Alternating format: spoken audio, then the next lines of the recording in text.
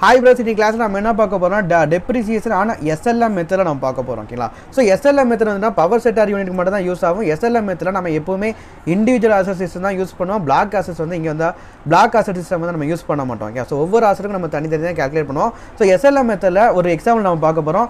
பார்த்தீங்க அப்படின்னா இது வந்து ஆக்சுவல் காஸ்ட் வந்து 100 லட்ச ரூபா வந்து கொடுத்துருக்காங்க. ஓகே, ஸோ ஒரு மிஷினோட ஆக்சுவல் காஸ்ட் வந்து 100 லட்ச ரூபா கொடுத்துருக்காங்க.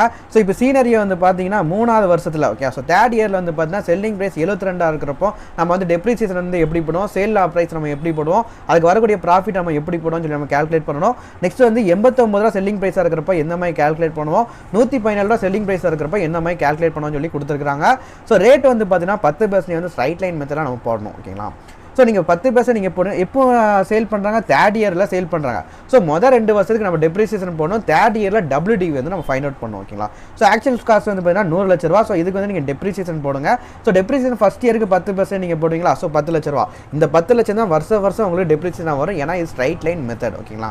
ஸோ அப்படிங்கிறப்ப மொதல் வருஷத்துக்கு 10 லட்ச ரூபா போடுங்க, 2வது வருஷத்துக்கு 10 லட்ச ரூபா போடுறீங்க. ஸோ நீங்கள் ரெடியூஸ் பண்ணுறப்போ WDV வந்து 3வது வருஷம் வந்து WDV வந்து 80 லட்ச ரூபா. ஓகேங்களா? ஸோ ஃபஸ்ட்டு கேஸ் வந்து பாருங்கள், செல்லிங் ப்ரைஸ் வந்து 72 லட்ச ரூபா.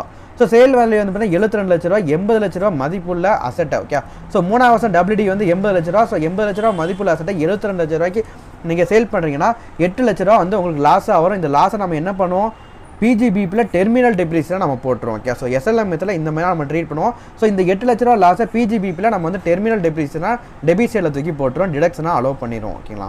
ஸோ 2வது கேஸ் வந்து பாருங்கள், 89 லட்ச ரூபாய்க்கு சேல் பண்ணுறாங்க. ஸோ அப்படிங்கிறப்ப சேல் வேல்யூ வந்து 89 லட்ச ரூபா, WDV வந்து 80 லட்ச ரூபா. ஸோ 80 லட்ச ரூபா மதிப்புள்ள அசட்டை 89 லட்ச ரூபாய்க்கு நம்ம சேல் பண்ணியிருக்கோம். ஸோ 9 லட்ச ரூபா வந்து பார்த்தீங்கன்னா நமக்கு ப்ராஃபிட். இந்த ப்ராஃபிட் என்ன பண்ணுவாங்கன்னா பிஜிபிபியில் கிரெடிட் சைடில் போடுவாங்க, கேபிட்டல் கெயினில் போட மாட்டாங்க. ஓகேங்களா? ஸோ நல்லா பாருங்கள், இந்த பேலன்சிங் ஃபிகரை டாக்ஸபிள் அண்டர் செக்ஷன் 41(2) வந்து டாக்ஸபிளாக பிஜிபிபியில் கிரெடிட் சைடில் தூக்கி போட்டுருவாங்க. ஓகேங்களா? ஸோ 3வது கேஸ் வந்து பாருங்கள், 3வது கேஸ் வந்து 117 லட்ச ரூபாய்க்கு சேல் பண்ணுறப்போ என்ன கேட்டகரின்னு சொல்லி பார்க்க போகிறோம். ஸோ 117 லட்ச ரூபாய்க்கு சேல் பண்ணுறப்போ தான் நமக்கு கேபிட்டல் கெயின் வரும், பிஜிபிபி வரும். ஓகேங்களா? ஸோ 117 லட்ச ரூபாய்க்கு சேல் பண்ணுறாங்க அப்படின்னா 80 லட்ச ரூபா அதோட WDV. ஸோ நீங்கள் வந்து ரெடியூஸ் பண்ணுறப்போ உங்களுக்கு பேலன்சிங் வந்து 37 லட்சம் தான் உங்களோட ப்ராஃபிட். ஓகேங்களா? ஸோ இப்போ இதை நம்ம 2ஆக பிரிக்கணும். ஃபஸ்ட்டு பார்ட் வந்து பார்த்தீங்கன்னா 80 லட்சத்துலேருந்து 100 லட்ச ரூபா காஸ்ட் வரைக்கும் நீங்கள் பாருங்கள், மொத்தம் 20 லட்ச ரூபா டிஃப்ரென்ஸ் வரும். ஓகே, ஸோ இந்த 20 லட்ச ரூபா நீங்கள் என்ன பண்ணீங்கன்னா பிஜிபிபியில் கிரெடிட் சைடில் நீங்கள் போடுவீங்க. ஓகேங்களா? ஸோ ரிமைனிங் வந்து பாருங்கள், காஸ்ட்டுக்கு அப்புறம் உள்ள பார்ட் ஃபுல்லாமே வந்து பார்த்தீங்கன்னா கேபிட்டல் கெயினுக்கு போகும். ஓகே, ஸோ காஸ்ட்டுக்கு அப்புறம் உள்ள பார்ட் வந்து 117 - 100 போட்டிங்கன்னா 17 லட்ச ரூபா ப்ராஃபிட்டு. இதை வந்து நீங்கள் ஷார்ட் டேர்ம் கேபிட்டல் கெயினில் போடுவீங்க. ஓகேங்களா? ஸோ இப்படி தான் நம்ம ஸ்ப்ளிட் பண்ணுவோம். 37 லட்ச ரூபாய் நீங்கள் 2ஆக ஸ்ப்ளிட் பண்ணோம். 20 லட்ச ரூபா வந்து பார்த்தீங்கன்னா பிஜிபிபியில் கிரெடிட் சைடில் நம்ம போடுவோம். ஓகேங்களா?